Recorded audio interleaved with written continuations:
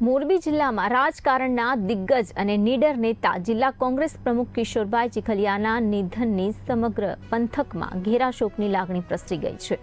આજે તેમની અંતિમ યાત્રામાં જે રીતે જનસેલાબ ઉમટી પડ્યો તે દ્રશ્યો સાક્ષી પૂરતા હતા કે મોરબીએ માત્ર એક રાજકીય નેતા જ નહીં પરંતુ એક સાચો લોકસેવક ગુમાવ્યો છે।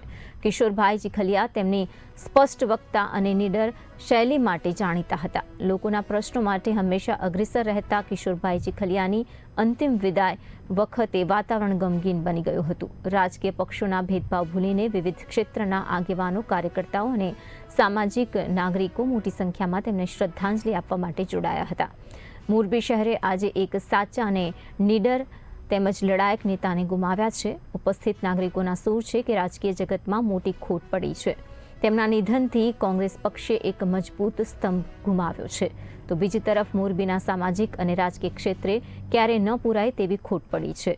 અંતિમ યાત્રામાં જોડાયેલા તમામ લોકોએ ભારે હૈયે કિશોરભાઈને વિદાય આપી હતી।